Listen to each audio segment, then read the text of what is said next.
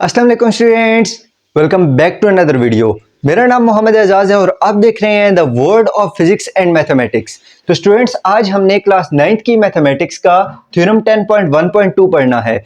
Students, ये थोड़ा छोटा सा थ्योरम है, आसान सा थ्योरम है। जस्ट एक बार अगर आप गौर से सुनेंगे तो आपको बखूबी याद हो जाएगा ये थ्योरम, ठीक है। तो आपने इसे गौर से सुनना है। और अब हम क्या करेंगे कि इसी स्टेटमेंट को देखेंगे। इसी स्टेटमेंट में से हमें पिछले थ्योरम की तरह गिवन, टू प्रूव, ये चीजें मिल जाएंगी। उसके बाद कंस्ट्रक्शन हम खुद से करेंगे और ये स्टेटमेंट्स और रीजंस हम इन तीन चीजों को मद्देनजर रखते हुए देंगे, ठीक है। तो यहाँ पर हमने क्या करना होगा कि जो चीज इसने यहाँ पर मांगी हुई है कि ये चीज आप हमें प्रूव करके दो, वो हम इन स्टेटमेंट्स और रीजंस को देते हुए हम एट द एंड ये चीज हम प्रूव करेंगे, सही है। तो थ्योरम का बेसिकली मकसद ही ये होता है। तो बगैर टाइम जाए किए हम स्टार्ट करते हैं अपना थ्योरम 10.1.2। तो स्टूडेंट्स, ये थ्योरम हमें क्या कह रहा है? ये थ्योरम कह रहा है कि if two angles of a triangle are congruent, कि अगर एक ट्रायंगल के दो एंगल्स आपस में कंग्रुएंट हों। सबसे पहले जब इसने ट्रायंगल का नाम लिया, आर ट्रायंगल है यानी कि एक ट्रायंगल, तो अब आराम सुकून से चुप करके ये वाला एक ट्रायंगल आप बना लें, ठीक है। अब उसके बाद ये स्टेटमेंट में कह रहा क्या है कि if two angles of a triangle, कि अगर इस एक ट्रायंगल के दो एंगल, कोई भी दो एंगल आपस में बराबर हों, तो क्या होगा कि then the sides opposite to them are also congruent. तो उन एंगल्स के जो मुखालिफ सिमत में जो साइड्स होंगी वो भी आपस में कंग्रुएंट होनी चाहिए, ठीक है। तो यहां पर अब हमने पहली चीज क्या देखनी है कि अगर दो एंगल्स एक ट्रायंगल के आपस में बराबर हैं, यानी कि एक ट्रायंगल है, इसके दो एंगल आपस में बराबर हैं। अब स्टूडेंट्स, कौन से दो एंगल यहां पर आपको बराबर नजर आ रहे हैं? एंगल ए के साथ तो कोई भी बराबर नहीं है, एंगल ए तो बड़ा है, ठीक है। जबकि अगर आप एंगल सी और एंगल बी को अगर आप देखें तो ये दोनों एंगल्स आपस में क्या है? ये दोनों एंगल्स आपस में बराबर नजर आ रहे हैं हमें। तो हम कहते हैं कि एंगल सी और एंगल बी, ये दोनों एंगल्स क्या हैं? ये दोनों एंगल्स आपस में बराबर हैं, ठीक है। तो ये जैसा कि हमने कहा था कि कॉमा से पहले वाली जो स्टेटमेंट होती है वो हमें क्या चीज बताती है? वो हमें गिवन बताती है कि ये चीज आपके पास गिवन है, ठीक है। तो गिवन हमारे पास क्या होगा कि if two angles of a triangle are congruent, कि आपने क्या किया? आपने इस ट्रायंगल के दो एंगल्स को इक्वल रखा। आपने एक ट्रायंगल सबसे पहले बना लिया, यानी कि इन ट्रायंगल ABC में एंगल B और एंगल C आपस में बराबर हैं। Angle B is congruent with angle C, ठीक है स्टूडेंट्स। ये चीज हमें किसने बताई? ये चीज हमें इस स्टेटमेंट ने बताई। गिवन हमें इसी स्टेटमेंट ने बताया कि ट्रायंगल ABC में एंगल B और एंगल C आपस में बराबर हैं। जैसे यहां पर कहा गया था कि if two angles of a triangle are congruent, कि अगर एक ट्रायंगल है उसके दो एंगल्स अगर बराबर हैं, तो ये चीज हमने लिख ली गिवन में, ठीक है। कॉमा से पहले वाली चीज हमने लिख ली गिवन में। अब कॉमा के बाद ये हमें क्या कह रहा है कि अगर ये दो एंगल्स बराबर हैं आपस में, तो आप क्या करें? Then the sides opposite to them are also congruent, कि इनके जो ऑपोजिट में साइड्स हैं वो भी आपस में कंग्रुएंट होनी चाहिए। ये चीज आप हमें प्रूव करके दें, यानी कि then the sides opposite to them are also congruent, यानी कि एंगल बी के ऑपोजिट जो साइड है और एंगल सी के ऑपोजिट जो साइड है, यानी कि एंगल सी है ना, ये इसके जो सामने वाली साइड, यानी कि ये वाली जो साइड है, ये वाली किसके बराबर होनी चाहिए? इस एंगल के सामने वाली साइड के बराबर होनी चाहिए। यानी कि यहां पर एंगल सी के मुखालिफ में जो साइड है, साइड ए बी, यानी कि line A B should be equal to congruent to B के ऑपोजिट में जो साइड है, साइड ए सी, उसके बराबर होनी चाहिए। यह चीज हमने क्या करनी है? यह चीज हमने प्रूव करनी है कि जो साइड ए बी है वो कॉन्ग्रुएंट होनी चाहिए साइड ए सी के।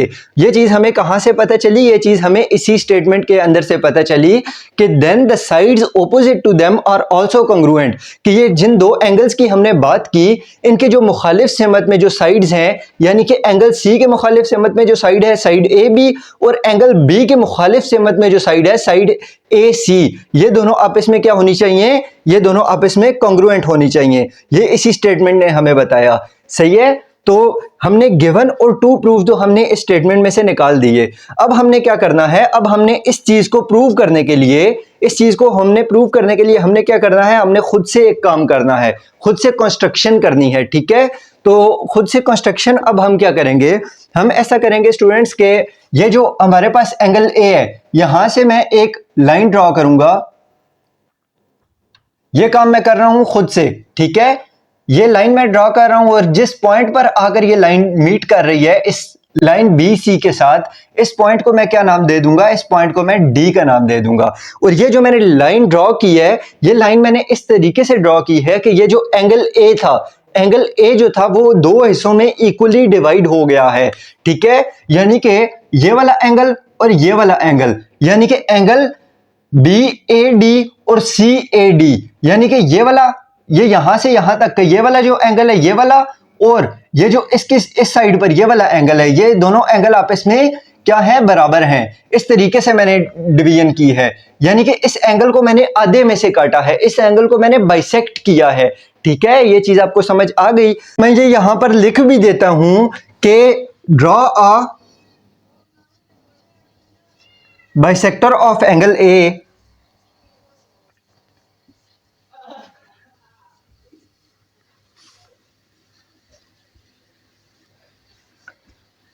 मीटिंग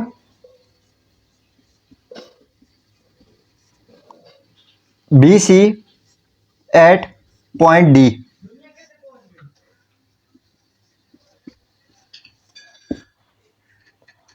तो स्टूडेंट्स मैंने ये कंस्ट्रक्शन क्या लिखी, मैंने कंस्ट्रक्शन ये लिखी कि मैंने एक बाइसेक्टर ड्रॉ किया एंगल ए का, यानी कि एंगल ए जो मेरे पास था पूरा, उसे मैंने दो इक्वल हिस्सों में डिवाइड कर दिया। बाइसेक्टर का बेसिकली ये मतलब होता है कि दो इक्वल हिस्सों में डिवाइड करना।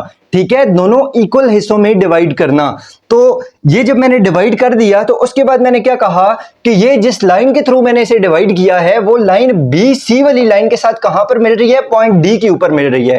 कि meeting line B C at point D, कि इस बी सी लाइन को ये कहां पर मिल रही है, पॉइंट डी के ऊपर मिल रही है। ठीक है, तो ये चीज अब हमें क्लियर हो गई कंस्ट्रक्शन। अब हमने क्या करना है, अब हमने प्रूफ देने हैं, यानी कि जो चीज उसने कही हुई थी हमें टू प्रूव में, उस चीज को अब हमने यहां पर प्रूव करके देना है अपनी स्टेटमेंट्स और रीजंस के थ्रू। तो सबसे पहले मैं क्या करूंगा स्टेटमेंट्स में कि मैं कॉरेस्पॉन्डिंग करवाऊंगा इन दो ट्रायंगल्स की। बेसिकली ये देखें स्टूडेंट्स, ए डी डी ये वाला एक ट्रायंगल बन रहा है और एक ट्रायंगल मेरे पास ये वाला बन रहा है ए डी सी, यानी कि ये वाला एक ट्रायंगल मेरे पास बन रहा है। ठीक है, टोटल ये मेरे पास अगर आप गौर से देखें तो दो ट्रायंगल्स बन गए हैं। ठीक है, एक ट्रायंगल को ही मैंने दो हिस्सों में डिवाइड कर दिया कंस्ट्रक्शन के थ्रू। ठीक है, तो अब मैं क्या करता हूं, अब मैं कॉरेस्पॉन्डेंस करवाता हूं इन दोनों ट्रायंगल्स की आपस में, यानी कि इन ट्रायंगल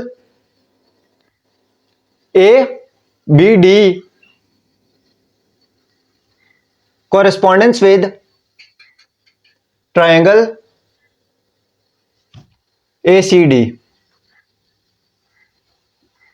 इन दोनों ट्रायंगल्स का अब मैं आपस में क्या करवा रहा हूं, मवाजना करवा रहा हूं। ठीक है, तो जब भी किसी दो ट्रायंगल्स का आपस में मवाजना करवाया जाता है तो बेसिकली क्या किया जाता है, उन दोनों ट्रायंगल्स के दरमियान तीन कंपोनेंट्स को इक्वल करने की कोशिश की जाती है कि इन दोनों ट्रायंगल के दरमियान क्या कोई से भी तीन कंपोनेंट्स आपस में इक्वल हैं, यानी कि 6 कंपोनेंट्स होते हैं ना टोटल, 3 साइड्स और 3 एंगल्स, तो उन 6 के 6 में से कोई भी 3 अगर इनमें इक्वल हो जाएं तो ये दो ट्रायंगल्स आपस में क्या होते हैं, इक्वल होते हैं। ये चीज हमने लास्ट अपने थ्योरम में प्रूव भी की थी। ठीक है, तो अब यहां पर हम देखते हैं कि कौन कौन से 3 कंपोनेंट्स इन दोनों ट्रायंगल्स में आपस में इक्वल हैं, जिनकी हम यहां पर रीजंस भी दे सकें। सिर्फ वैसे खुद से देख कर ना कह दें कि ये इक्वल हैं, उन चीजों का हमें गिवन से, प्रूफ से या कंस्ट्रक्शन से यहां से हमें पता भी हो कि वाकई ही ये इक्वल हैं। तो स्टूडेंट सबसे पहले हम देखें अगर, तो लाइन ए डी इस वाले ट्रायंगल में भी और इस वाले ट्रायंगल में भी कॉमन है ना, ये दोनों इक्वल हैं ये आपस में, यानी कि लाइन ए डी तो ए डी है, यानी कि इस ट्रायंगल की भी लाइन ए डी और इस ट्रायंगल की भी लाइन ए डी, ये दोनों लाइंस आपस में बराबर हैं। बेसिकली ये है ये एक लाइन, दोनों ट्रायंगल्स के अंदर ये वाली एक लाइन जो है वो कॉमन है। तो मैं लिख लेता हूं कि line A D is congruent with line A D. जाहिर सी बात है ये क्या है, ये कॉमन है, और इसकी मैं यहां पर रीजन भी दे देता हूं कॉमन, कि दोनों ट्रायंगल्स के अंदर ये वाली लाइन क्या है, ये लाइन कॉमन है। उसके बाद नेक्स्ट मैं क्या कहता हूं, नेक्स्ट मैं कहता हूं कि angle A B D is equal with angle A C D, यानी कि एंगल बी जो है, ये बी के पॉइंट के ऊपर जो एंगल बन रहा है वो इक्वल है एंगल सी के साथ, ठीक है। Angle B is equal with congruent with angle C. ये इस चीज की मेरे पास क्या रीजन है, इस चीज की रीजन मेरे पास ये गिवन है। गिवन में मैंने कहा था कि एंगल बी जो है वो एंगल सी के बराबर है, तो इसकी मैं रीजन यहां पर दे देता हूं गिवन। उसके बाद नेक्स्ट मेरे पास क्या चीज इक्वल है इन दोनों ट्राइंगल्स की स्टूडेंट्स, ये अगर मैं एंगल देखूं ए वाला, यानी कि बी ए डी और सी ए डी, यानी कि एक एंगल ए ही था बट उसे मैंने दो इक्वल हिस्सों में डिवाइड किया था ना, दो इक्वल हिस्सों में मैंने उसे डिवाइड किया था, यानी कि आधा एंगल, ये पूरे एंगल को मैंने दो इक्वल हिस्सों में जब डिवाइड कर दिया था तो आधा एंगल इस ट्रायंगल के हिस्से में आ गया था और आधा एंगल इस वाले ट्रायंगल के हिस्से में आ गया था। तो ये वाला एंगल जो यहां से यहां तक है, जो डी और सी के दरमियान में ये वाला एंगल बन रहा है, ये वाला एंगल इस बी से डी के दरमियान भी बनेगा, यानी कि ये वाला एंगल, ये दोनों एक ही एंगल को मैंने हाफ कर दिया था, तो वो दोनों एंगल्स ऑफ कोर्स आप इसमें क्या हैं, वो आप इसमें बराबर हैं, ठीक है। तो मैं यहां पर लिखूंगा कि angle B A D is equal with angle C A D. Angle B A D is congruent with angle C A D. और इसकी मेरे पास रीजन क्या है, इसकी रीजन मेरे पास है कंस्ट्रक्शन, कि कंस्ट्रक्शन में मैंने बाइसेक्टर ड्रा किया था।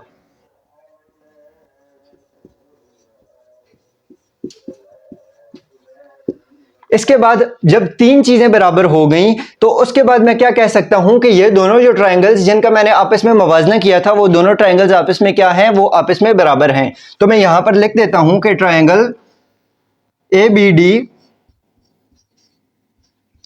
Is congruent with triangle A C D.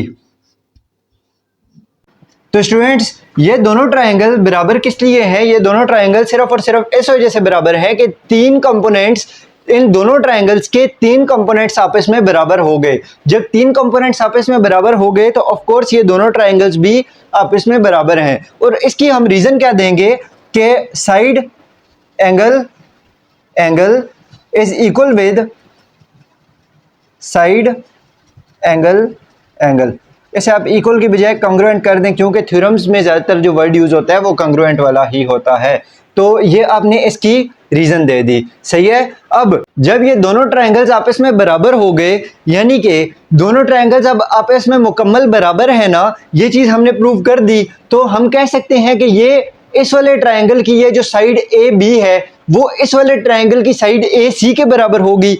यानी कि जब दोनों ट्रायंगल्स आपस में हैं ही बराबर, तो उनकी ये वाली साइड्स भी तो आपस में बराबर होनी चाहिए ना, होनी चाहिए, ऑफ कोर्स होंगी। तो मैं कहूंगा कि side A B is congruent with side A C. So side A B is congruent with side A C. और इसकी मैं रीजन क्या दूंगा, कॉरेस्पॉन्डिंग साइड्स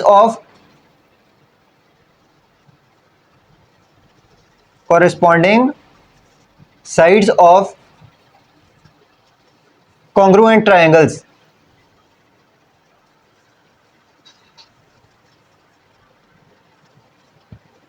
यानी कि दो बराबर ट्रायंगल्स की कॉरेस्पॉन्डिंग साइड्स थी वो, ठीक है। तो इस वजह से क्या हुआ कि ये दोनों साइड्स आपस में बराबर हो गई। और अब अगर आप टू प्रूफ में देखें, हमने क्या यही चीज प्रूफ नहीं करनी थी, ऑफ कोर्स हमने यही चीज प्रूव करनी थी, तो ये चीज हमने क्या कर दी, प्रूव कर दी। अब इसी को एक बार दोबारा रिपीट कर लेते हैं, देख लेते हैं कि बेसिकली हमें कहा क्या गया था और हमने किया क्या है। तो स्टूडेंट, सबसे पहले हमें कहा गया था कि if two angles of a triangle are congruent, कि आप एक ट्रायंगल बना लें और उसके दो एंगल्स आपके बराबर हैं, ठीक है। इसने आपको गिवन में बता दिया कि एक ट्रायंगल के दो एंगल्स बराबर हैं, यानी कि एंगल बी और एंगल सी जो हैं वो आपस में बराबर हैं। तो क्या अब प्रूव क्या करें कि then the sides opposite to them are congruent. तो आपने प्रूव ये चीज करनी है कि एंगल सी के मुखालिफ वाली साइड और एंगल बी के मुखालिफ वाली साइड, ये दोनों साइड्स आपस में बराबर हैं, यानी कि इसके मुखालिफ वाली साइड ए बी और इसके मुखालिफ वाली साइड ए सी, ये दोनों आपस में बराबर हैं। ये चीज़ आपने क्या करनी है, ये चीज़ आपने बेसिकली प्रूव करनी है। तो इस चीज़ को प्रूव करने के लिए आपने क्या किया, आपने खुद से एक काम किया कि आपने इस एंगल ए को आधे में से बाइसेक्ट कर लिया, यानी कि इसको आपने दो इक्वल हिस्सों में डिवाइड कर दिया। इन दो इक्वल हिस्सों में आपने इस तरीके से डिवाइड किया कि ये जो जिस लाइन के थ्रू, इस लाइन ए डी के थ्रू आपने डिवाइड किया, वो लाइन यहां पर इस बी सी के साथ मीट कर रही है पॉइंट डी के ऊपर। ठीक है, draw a bisector of angle A, angle A को दो इक्वल हिस्सों में डिवाइड किया और जो लाइन आपने डिवाइड करने के लिए इस्तेमाल की वो लाइन बी सी वाली लाइन को कहां पर मिली, पॉइंट डी के ऊपर आकर मिल गई। ठीक है, तो ये चीज हो गई हमने खुद से जो की, यानी कि कंस्ट्रक्शन। उसके बाद अब हमारी बारी जब आ गई प्रूफ स्टेटमेंट्स और रीजंस की, तो हमने क्या किया कि हमने ये दो ट्रायंगल्स हमारे पास बन गए थे। जब हमने ये दरमियान वाली लाइन ड्रॉ की तो हमारे पास बेसिकली ये दो ट्रायंगल्स बन गए थे, ये वाला ट्रायंगल ए डी बी और दूसरा क्या है ट्रायंगल ए डी सी। ये दो ट्रायंगल्स हमारे पास बन गए थे। इन दोनों ट्रायंगल्स का हमने क्या किया, आपस में मुवाजना कर दिया, कॉरेस्पॉन्डेंस करवा ली। ठीक है, तो ये जब मैंने करवाई तो मैंने क्या किया कि मैंने फिर इन दोनों ट्रायंगल्स के दरमियान कोई से भी तीन कंपोनेंट्स इक्वल देखने थे कि कोई से तीन कंपोनेंट्स मुझे इक्वल मिल जाएं। तो इसमें सबसे पहले मैंने देखा line A D, line A D इस वाले भी ट्रायंगल में वही है, उस वाले में भी वही है, यानी कि एक ही मतलब दो ट्रायंगल्स के दरमियान एक ही लाइन है जो कॉमन है। ठीक है, तो A D is equal to A D, line A D is equal to line A D, और ऐसे मैंने क्या कह दिया कि ये दोनों ट्रायंगल्स के दरमियान क्या है, कॉमन है। उसके बाद दोबारा मैंने क्या देखा कि एंगल बी जो है और एंगल सी जो है, ये दोनों एंगल्स भी आपस में बराबर मुझे नजर आ रहे हैं। ये मैंने गिवन में भी ये बात कही थी कि एंगल बी जो है एंगल सी के बराबर है, ये मुझे स्टेटमेंट ने बताई थी। तो एंगल बी को एंगल सी के बराबर रखा मैंने, इसकी रीजन क्या दी कि गिवन में मुझे ये बात बताई गई थी। उसके बाद मैंने क्या किया कि एंगल बी ए डी और एंगल सी ए डी को इक्वल रखा। वो किस वजह से रखा, बी ए डी को सी ए डी के इक्वल सिर्फ और सिर्फ इस वजह से रखा क्योंकि मैंने कंस्ट्रक्शन में कहा था कि draw a bisector of angle A, कि एंगल ए को दो इक्वल हिस्सों में डिवाइड करें। तो जब दो इक्वल हिस्सों में डिवाइड किया तो आधा एंगल इस वाले ट्रायंगल के हिस्से आ गया और आधा एंगल इस वाले ट्रायंगल के हिस्से आ गया। तो एक ही एंगल को हमने दो इक्वल जब पार्ट्स में डिवाइड किया तो वो दोनों पार्ट्स जो है वो जाहिर सी बात है अब इसमें इक्वल हैं, यानी कि एंगल बी ए डी जो है वो एंगल सी ए डी के बराबर है, यानी कि बी ए डी और सी ए डी ये दोनों क्या है, ये दोनों ऑफ कोर्स आपस में बराबर हैं। और इसकी रीजन मैंने क्या दी, कंस्ट्रक्शन में मैंने कहा था कि मैं बाइसेक्ट कर रहा हूं एंगल ए को। सही है, उसके बाद जब मेरे पास तीन चीजें किसी भी दो ट्रायंगल्स की ये वाली तीन चीजें जब मेरे पास बराबर हो गई तो मैंने क्या कह दिया कि ये दोनों ट्रायंगल्स क्या हो गए, ये दोनों ट्रायंगल्स आपस में बराबर हैं। ये चीज मैंने लास्ट थ्योरम में, अपने पिछले थ्योरम में प्रूव भी की थी कि जब किसी भी दो ट्रायंगल्स की तीन कंपोनेंट्स बराबर हो जाएं तो क्या होते हैं कि वो दोनों के दोनों ट्रायंगल्स आपस में बराबर होते हैं। तो ये इन दोनों को मैंने बराबर लिख दिया और मैंने साथ रीजन इसकी क्या दी कि side angle angle is equal to side angle angle, यानी कि इसके दो एंगल, इस ट्रायंगल के दो एंगल और एक साइड और इस ट्रायंगल के दो एंगल और एक ये वाली साइड, ये दोनों क्या थे, ये दोनों आपस में इक्वल थी। ठीक है, कॉन्ग्रुएंट थी। तो इस वजह से ये दोनों ट्रायंगल आपस में हो गए बराबर। फिर उसके बाद जब ये दोनों ट्रायंगल्स मेरे पास बराबर हैं तो इनकी जो कॉरेस्पॉन्डिंग साइड्स हैं, यानी कि साइड ए बी और साइड ए सी, ये भी ऑफ कोर्स आपस में बराबर होनी चाहिए। और अगर ये दोनों बराबर हैं तो मैंने इसकी रीजन क्या दे दी कि corresponding sides of congruent triangle, और यही चीज मैंने क्या करनी थी, यही चीज मैंने प्रूव भी करनी थी। तो ये चीज मेरे पास प्रूव होकर आ गई। अगर इसी दो ट्रायंगल्स जब ये मेरे पास बराबर हैं तो मैं यहां पर ये भी कह सकता हूं कि side B D is equal to side C D, यानी कि ये वाला हिस्सा और ये वाला हिस्सा ये दोनों भी आपस में बराबर हैं। बट उसकी मुझे जरूरत नहीं है क्योंकि अगर तीन कंपोनेंट्स प्रूव हो गए हैं इक्वल तो बाकी तीन कंपोनेंट्स भी आपस में बराबर होते हैं। मगर मैंने जो चीज प्रूव करनी थी, मैंने इस वाली लाइन को सिर्फ प्रूव करना था, तो मैंने इस वाली लाइन को ही यहां पर लिखा और इसकी मैंने रीजन भी दे दी, corresponding sides of congruent triangles. ठीक है, तो इसी के साथ ये वाला थ्योरम आपको बहुत अच्छे से होप सो क्लियर हो गया होगा। तो अपने मेजबान को इजाजत दीजिएगा। बाय बाय, टाटा, अल्लाह हाफिज, अपना ख्याल रखिएगा।